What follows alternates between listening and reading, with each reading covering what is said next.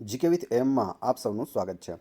મિત્રો, આજના વિડીયોમાં આપણે કલા, સંસ્કૃતિ અને વારસો એનો પાર્ટ 2 જોઈશું. આની પહેલાં પાર્ટ 1 અપલોડ થયેલો છે. જોવાનો બાકી હોય તો એ પણ જોઈ લેજો.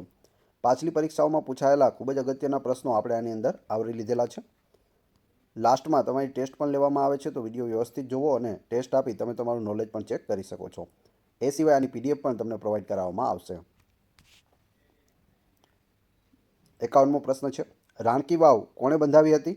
આ રીતે 4 ઓપ્શન આપેલા હશે. તમે સાથે સાથે કમેન્ટ બોક્સમાં જવાબ પણ આપી શકો છો. તો અહીં સાચો જવાબ આવશે ઓપ્શન ડી. રાણી ઉદયમતીએ રાણકી વાવ બંધાવી હતી, જે હાલ પાટણમાં આવેલી છે. ટોટલ 7 માળ ઊંડી આ વાવ છે અને યુનેસ્કોની વર્લ્ડ હેરિટેજ સાઇટમાં પણ તેને સ્થાન મળેલું છે. સોલંકી વંશના રાજા ભીમદેવ પ્રથમ હતા. તેમની રાણી હતી ઉદયમતી, જેમણે આ રાણકી વાવ છે તે પાટણમાં બંધાવી હતી. કુમાર મેગેઝિન સાથે નીચેનામાંથી કયા ચિત્રકાર સંકળાયેલા હતા? મ્યુનિસિપલ એકાઉન્ટ ઓફિસરમાં પૂછાયેલો પ્રશ્ન છે. અહીં જવાબ આવશે રવિશંકર રાવળ. તેઓને કલાગુરુ તરીકે પણ ઓળખવામાં આવે છે અને કુમાર મેગેઝિનની શરૂઆત છે તે રવિશંકર રાવળે કરી હતી. નીચેનામાંથી નૃત્ય સાથે કોણ સંકળાયેલું ન ગણાય? તો 4 નામ આપેલા છે, તેમાં નૃત્ય સાથે કોણ સંકળાયેલું નથી? તો જયશંકર સુંદરી એટલે કે જયશંકર ભોજક છે તે નૃત્ય સાથે સંકળાયેલા નથી. એ સિવાય મૃણાલિની સારાભાઈ, મલ્લિકા સારાભાઈ અને સ્મિતા શાસ્ત્રી તે નૃત્ય સાથે સંકળાયેલા છે. જયશંકર સુંદરી છે તે નાટ્યકાર હતા અને સ્ત્રીઓની ભૂમિકા છે તે સારી એવી ભજવતા હતા, તેથી તેઓને સુંદરી કહેવામાં આવે છે. તેનું જે નામ છે તે જયશંકર ભોજક છે. થોડા આંસુ અને થોડા ફૂલ તેમની આત્મકથા છે. પ્રાચીન ગાંધાર પ્રદેશની રાજધાનીનું શહેર કયું હતું? તો ગાંધાર પ્રદેશ જે આવેલો છે તેની રાજધાની કઈ હતી? તક્ષશિલા હતી. જે ભારતની સૌથી જૂની વિદ્યાપીઠ છે તે તક્ષશિલા ગણવામાં આવે છે, જે હાલ પાકિસ્તાનમાં આવેલી છે. યુનેસ્કો આંતરરાષ્ટ્રીય ફિલ્મોત્સવમાં કઈ ગુજરાતી ફિલ્મને હ્યુમન રાઇટ્સ એવોર્ડ પ્રાપ્ત થયો હતો? જીપીએસસી પેપર 1માં પૂછાયેલો પ્રશ્ન. તો અહીં સાચો જવાબ આવશે ઓપ્શન સી, ભવની ભવાઈ. શ્રી મહાવીર જૈન આરાધના કેન્દ્ર ક્યાં આવેલું છે? તો તે કોબામાં આવેલું છે, મહાવીર જૈન આરાધના કેન્દ્ર. મિથ્યાભિમાન નાટકના રચયિતા કોણ છે? જુનિયર ક્લાર્કમાં પૂછાયેલો પ્રશ્ન છે. જવાબ આવશે દલપતરામ, મિથ્યાભિમાન નાટકના રચયિતા. સ્વામિનારાયણ સંપ્રદાયના વિશ્વવંદનીય સંત પ્રમુખ સ્વામી મહારાજ બ્રહ્મલીન થયા તે સ્થળનું નામ જણાવો. બિન સચિવાલય ક્લાર્કમાં પૂછાયેલો છે પ્રશ્ન. જવાબ આવશે સાળંગપુર. જ્યારે તેમનું નિધન થયું ત્યારે તેઓ સાળંગપુરમાં હતા. મૂળ તેમનું પૂછે કે તેમનું ગામ કયું, તો બોચાસણ તેમનું ગામ છે તે છે. અને સર્વપ્રથમ સ્વામિનારાયણ સંપ્રદાયનું જે મંદિર છે તે બોચાસણમાં બનાવવામાં આવ્યું હતું. હુડો એ શું છે? જીપીએસસી એકાઉન્ટ ઓફિસરમાં પૂછાયેલો પ્રશ્ન છે. હુડો એ એક પ્રકારનો નૃત્યનો પ્રકાર છે. હુડારાસ તેને કહેવામાં આવે છે. ભાવનગર સાઈડમાં તે ખૂબ પ્રચલિત છે. સુદ્રેહ અને કુસ્તી કોના દ્વારા ધારણ કરવામાં આવે છે? જવાબ આવશે પારસીઓ દ્વારા સુદ્રેહ અને કુસ્તી છે તે ધારણ કરવામાં આવે છે. ગુજરાતના કયા શૈક્ષણિક સંકુલ એટલે કે સંસ્થામાં આદિવાસી સંગ્રહાલય આવેલું છે? જીપીએસસી પેપર 1માં પૂછાયેલું. જવાબ આવશે ગુજરાત વિદ્યાપીઠ. ગુજરાત વિદ્યાપીઠ છે તેમાં ગુજરાત આ રીતે લખાય છે કેમ કે ગાંધીજીએ જ્યારે પ્રથમ વખત ગુજરાત વિદ્યાપીઠ લખ્યું ત્યારે આ રીતે લખ્યું હતું. ત્યારથી આજ સુધી ગુજરાત છે તે આ રીતે લખાય છે. તેના બોર્ડમાં પણ તમે આ રીતે જોઈ શકો. ગુજરાત વિદ્યાપીઠની સ્થાપના 1920માં ગાંધીજી દ્વારા અમદાવાદમાં કરવામાં આવી હતી. હાલ પણ તે કાર્યરત છે. ગઝલ વિશ્વ સામયિક કઈ સંસ્થા પ્રગટ કરે છે? જુનિયર ક્લાર્કમાં પૂછાયેલો પ્રશ્ન. જવાબ આવશે વલી ગુજરાતી ગઝલ કેન્દ્ર છે તે ગઝલ વિશ્વ સામયિક છે તે પ્રગટ કરે છે. ચિત્રકાર અમિત અંબાલાલ કઈ ચિત્રકળા સાથે જોડાયેલા છે? જીપીએસસી પ્રિલિમમાં પૂછાયેલો પ્રશ્ન. તો અહીં સાચો જવાબ આવશે છીપવાઈ કલા સાથે તેઓ સંકળાયેલા છે, અમિત અંબાલાલ. અમદાવાદની જુમા મસ્જિદ કઈ શૈલીના બાંધકામોનો આદર્શ નમૂનો ગણાય છે? જીપીએસસી ક્લાસ 2માં પૂછાયેલો પ્રશ્ન. તો જવાબ આવશે ગુજરાતી શૈલી, ઓપ્શન બી. ખાલી જગ્યામાં મુમતાઝનો શીશ મહેલ, લાહોરી દરવાજા, મીના બજાર અને મુગલ ગાર્ડન વગેરે જેવી ઇમારતો આકર્ષણનું કેન્દ્ર છે. તો જવાબ આવશે લાલ કિલ્લામાં, ઓપ્શન એ. ગુજરાતની કઈ નદીને કુંવારિકા નદી તરીકે ઓળખવામાં આવે છે? સરસ્વતી, રૂપેણ અને બનાસ ત્રણે ત્રણ છે તે કુંવારિકા નદીઓ છે, એટલે જવાબ આવશે આપેલ તમામ. ગુજરાતી કવિ અખો ગુજરાતમાં ક્યાં રહેતા હતા? તો ગુજરાતમાં તેઓ અમદાવાદમાં ખાડિયા વિસ્તારમાં રહેતા હતા, દેસાઈની પોળ ખાડિયામાં. કાલગણના શાસ્ત્રના કર્તા કોણ હતા? જવાબ આવશે શકમુનિ હતા કાલગણના શાસ્ત્રના કર્તા. આમાં નૃત્ય સાથે કોણ સંકળાયેલું ન ગણાય? બિન સચિવાલય ક્લાર્કમાં પૂછાયેલું છે. તો આ પ્રશ્ન આપણે આગળ પણ જોઈએ. જવાબ આવશે જયશંકર સુંદરી. કેટલાક ઇતિહાસકારોના મતે કઈ પ્રજા ભારતની સૌથી પ્રાચીન નિવાસી છે? ભારતની સૌથી જૂની નિવાસી પ્રજા હોય તેવી કઈ છે?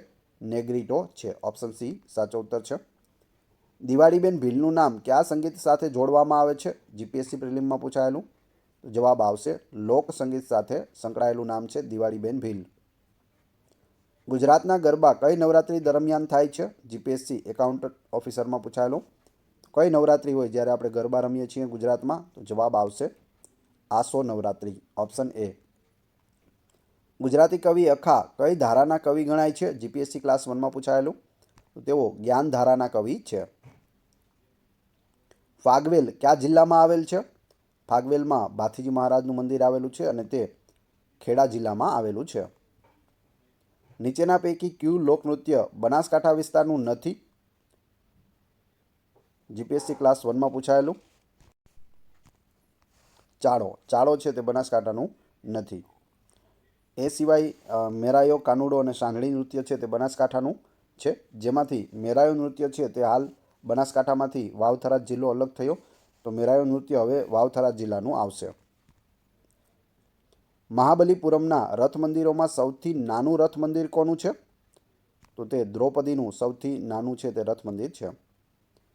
સ્વામી હરિદાસ કઈ ધાર્મિક પ્રણાલીના હતા? તો તેઓ સખી પ્રણાલીના હતા સ્વામી હરિદાસ. આંકડાની પાછળ શૂન્ય લગાવીને લખવાની પ્રક્રિયાના શોધક કોણ હતા?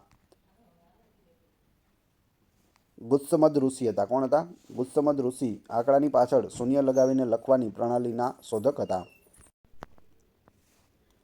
ભવનાથ શિવરાત્રિનો મેળો ક્યાં ઉજવવામાં આવે છે?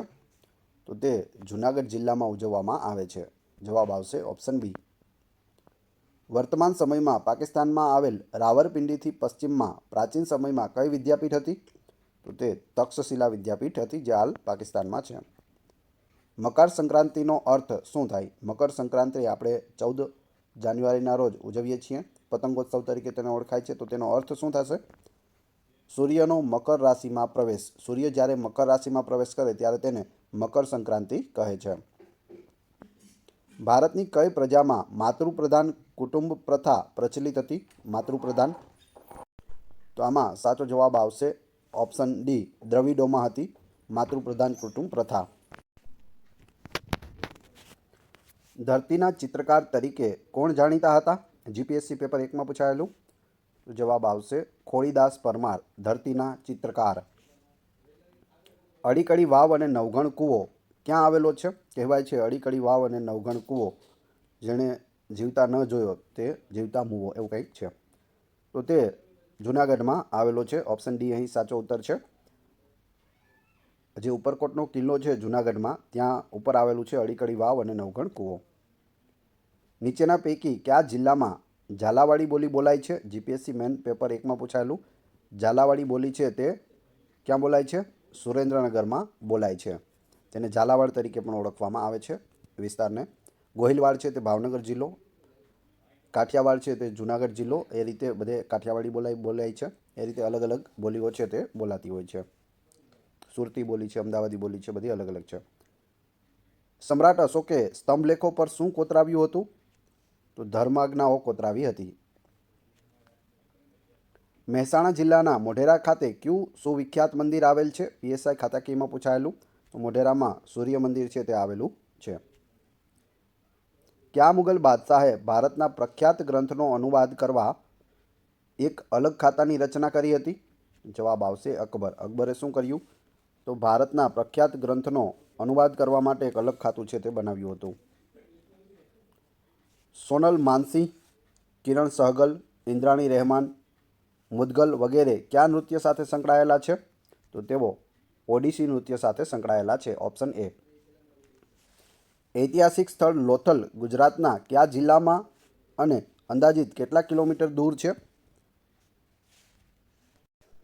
તો તે અમદાવાદ જિલ્લામાં આવેલું છે અને અમદાવાદથી 80 કિલોમીટર દૂર છે. ધોળકા તાલુકામાં. ખાલી જગ્યાનો મેળો ક્વાંટ છોટાઉદેપુરમાં હોળીથી રંગપાચમ સુધીના દિવસે ઉજવાય છે. કયો મેળો છે? તો જવાબ આવશે ભાંગુરિયાનો મેળો. Option A. ઈસવીસન ખાલી જગ્યામાં યુનેસ્કો દ્વારા વૈશ્વિક વારસાના સ્થળોમાં એલિફન્ટાને સ્થાન આપવામાં આવ્યું. એલિફન્ટાની ગુફાઓને સ્થાન ક્યારે મળ્યું? ઈસવીસન 1987માં. તો યુનેસ્કોના જે વર્લ્ડ હેરિટેજ સાઇટ છે ભારતના, તેના વિશે આપણે ફોટા સહિત વિડીયો બનાવેલો છે. જોવાનો બાકી હોય તો જોઈ લેજો, જેની અંદર ભારતની બધી સાઇટ અને ગુજરાતની પણ બધી જ સાઇટનો સમાવેશ કરેલો છે. સામાજિક સાંસ્કૃતિક રીતે ખ્યાતનામ એવો આદિવાસીઓનો ગોળ ગધેડા મેળો ક્યાં ઉજવવામાં આવે છે? જીપીએસસી પેપર 1માં પૂછાયેલું. ગોળ ગધેડાનો મેળો છે તે દાહોદ જિલ્લામાં ઉજવાય છે. દક્ષિણામૂર્તિ વિદ્યાર્થી ભવનના સ્થાપકોમાં નીચેના પૈકી કોણ એક હતા? તો તેઓ નાનાભાઈ ભટ્ટ હતા. Option D.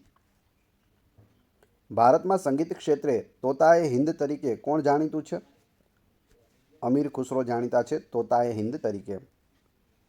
સહસ્ત્રલિંગ તળાવ ક્યાં આવેલું છે? તો સહસ્ત્રલિંગ તળાવ છે તે પાટણમાં આવેલું છે. જે રાણીની વાવ છે ત્યાંથી થોડા આગળ જતાં તમને સહસ્ત્રલિંગ તળાવના અવશેષો છે તે આજે પણ જોવા મળે છે. સોલંકી કુળના સિદ્ધરાજ જયસિંહે આ સહસ્ત્રલિંગ તળાવ છે તે બનાવડાવેલું છે. ભવનાથનો મેળો ગિરનાર જૂનાગઢમાં કયા દિવસે ઉજવાય છે? તો ભવનાથનો મેળો એટલે કે શિવરાત્રિનો મેળો મહાશિવરાત્રિના મેળા તરીકે પણ ઓળખાય છે. તે મહાવદ 9મથી 13 સુધી ઉજવાય છે. આ મેળાને અર્ધકુંભ મેળો તરીકે પણ જાહેર કરેલો છે સરકારે. હિન્દી ફિલ્મ ઉમરાવ જાનમાં કઈ ગુજરાતી નૃત્યાંગનાએ કોરિયોગ્રાફી એટલે કે નૃત્ય નિદર્શન કર્યું હતું? તો એ છે કુમુદિની લાખિયા. તમે અહીં ફોટોમાં જોઈ શકો. હાલ 2025માં તેઓને પદ્મ વિભૂષણ પ્રાપ્ત થયો છે. ટોટલ 8 વ્યક્તિઓને 8 ગુજરાતીઓને 2025માં પદ્મ એવોર્ડ એનાયત થયા છે. તેમાંથી એકમાત્ર કુમુદિની લાખિયાને પદ્મ વિભૂષણ છે તે પ્રાપ્ત થયો છે. આ છે કુમુદિની લાખિયા. મેરાયો નૃત્ય કયા જિલ્લાના ઠાકોરનું પ્રખ્યાત નૃત્ય છે?